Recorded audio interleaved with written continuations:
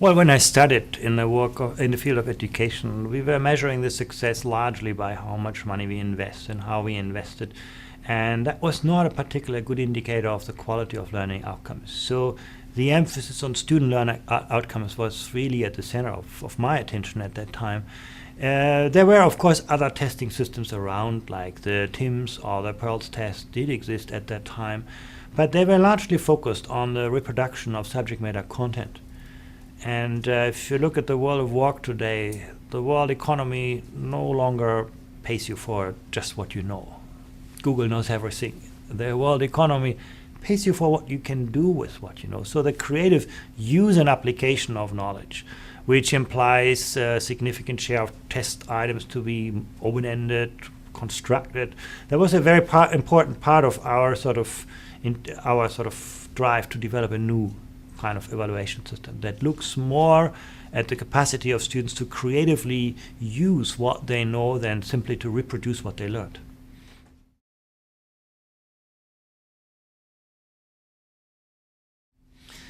Well, high-performing education systems typically prioritize the quality of teaching over things like the size of classes. They invest a lot of resources to attract great people into the teaching profession. That often means better salaries.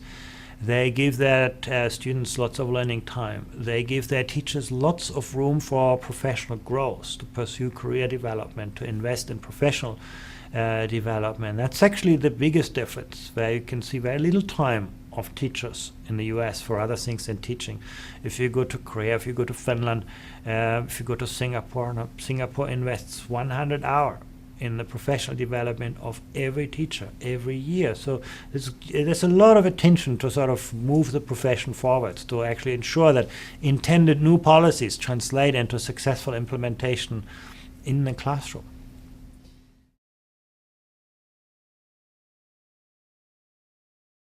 Well, in high-performing nations, professional autonomy doesn't mean that teachers do in isolation what they think today. I mean, there's a very strong professional practice, but that practice is owned by the profession and shared by the profession. Teachers work together to frame good practice. They collaborate to share ideas, and it's not, that they each do their own thing. They actually have a much stronger notion of what good mathematics performance is, for example, than you could possibly ever achieve with an approach that is entirely top-down.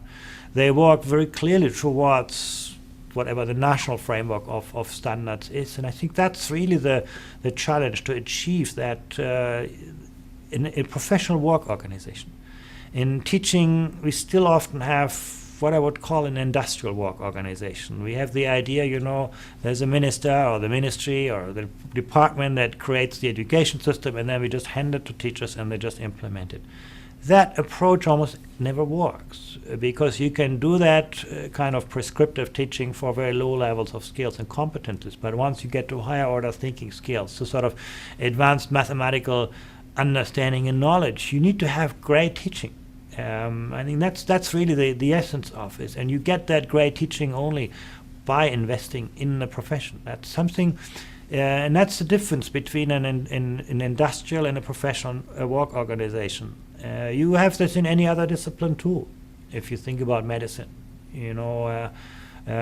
I come from physics. I would have never dreamt that there would be a minister of physics who would tell me, how to work, how to do my research, and how to sort of become an engineer. And this is something where the profession owns its practice, and getting to that point really is a very important ingredient of most advanced education system. It doesn't fall from the sky. If you look at the reform trajectory of Singapore started out with a quite prescriptive environment because it didn't have great teaching capacity. But then it provided room for teachers actually to evolve and grow, and that has made the big difference.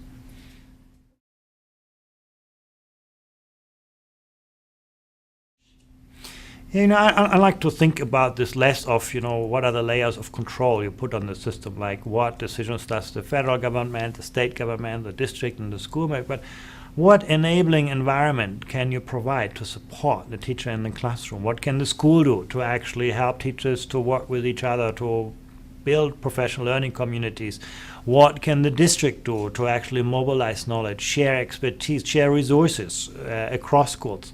What can the state do in framing good practice, in setting standards, and the federal level, how can it support the states? And I think that's really the key to good education, that we see that we sort of minimize intervention and maximize the support at every level of the system. That's one of the lessons we have learned from high-performing education systems. They rely a lot on the local responsibility. In fact, in most high-performing education systems, schools would have a lot more levers than schools in the United States. They typically can decide, whom they hire, how they work with teachers, how they frame teacher careers, sometimes salaries. And that is really, really important, that we don't think of, how do we put more layers of bureaucracy over the schools, but how we create a culture of support. Finland had a very interesting experience in its reform trajectory. It used to have a highly centralized education system, a highly prescriptive education systems in the 70s.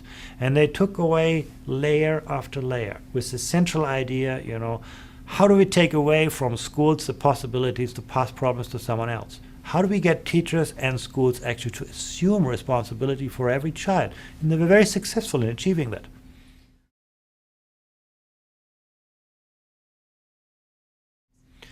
Parents in high-performing systems value education. I think that's the one thing that we see. They are willing to invest the last resources in the education of their children. They generally value the future, the education of their children, more than consumption today. That's sort of on the resource side. But they also see that education is the gateway to the success of their children. And that usually plays out in most East Asian systems, for example. Getting a great high school degree is a condition to get access to the best universities, to great employment. So actually this kind of strong value placed on education, a high, sort of strong meritocratic approach, that it depends, what makes your success is what you know, not whom you know.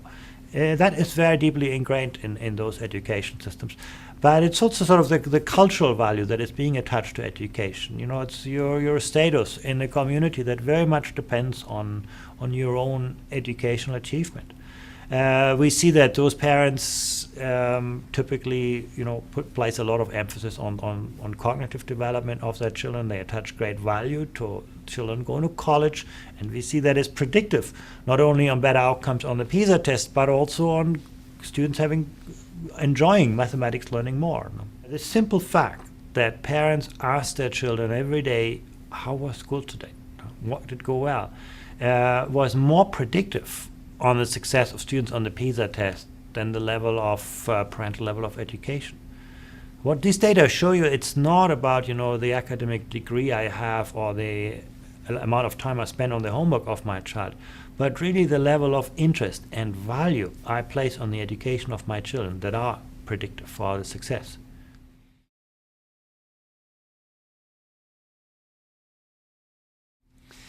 We ask students what they themselves believe will make them successful in a field like mathematics.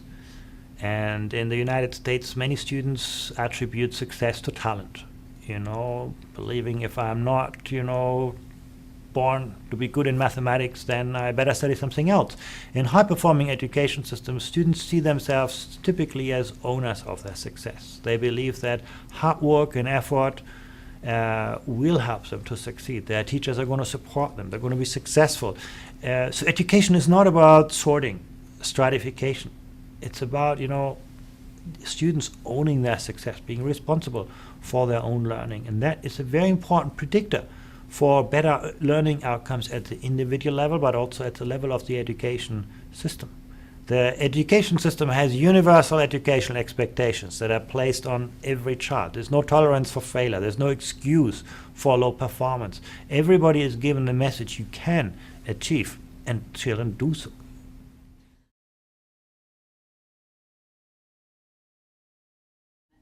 Yeah, everything starts with the right standards. Having high aspirations for every child is the key ingredient to success. And what our data show that often the expectations placed on students are not good enough. Basically, students get good school marks even if their performance isn't very strong. Raising aspirations, and that's a quick win. That's something that many countries have done in the short term.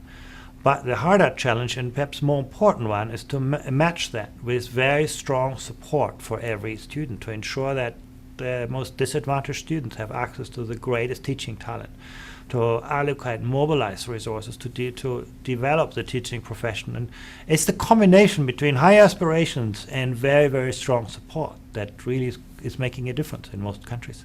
I mean, of course, educational improvement costs money. Developing better teachers, paying teachers more, all of this has resource implications. But if the United States would improve its outcomes by just 25 PISA points, and that's not a lot, that's about the level of improvement that you have seen in a country like even Poland and so on, the US would gain in the long run over 100 trillion in additional economic output. And that tells us that the cost of improvement is a tiny fraction of the potential long-term gains we have from making things better in education.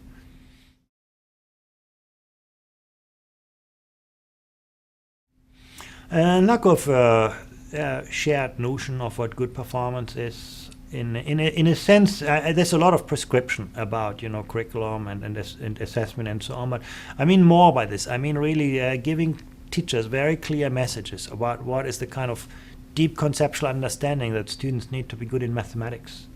This shared notion, I think that can be strengthened. The investment in capacity at the point of delivery, very, very important, making sure that teaching becomes an attractive profession.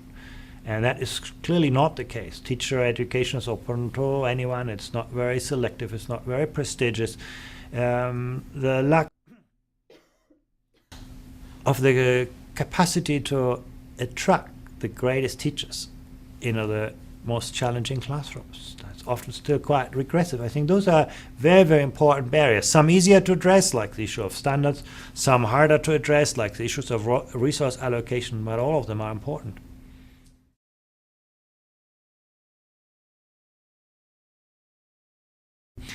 Choice is generally a good thing to give students sort of different options. What is, however, important for education system is to not leave that entirely to the student. You want to sort of start out where the student has a real passion and an interest for, but then it's your responsibility as an educator to ensure that students make the right choices, that they make the choices that develop their talents best, that allow the students to grow into things rather than choosing just easy subjects or subjects that reflect sort of socioeconomic context. So the introduction of any form of tracking bears the risk that it leads to social stratification. There's plenty of evidence from this internationally.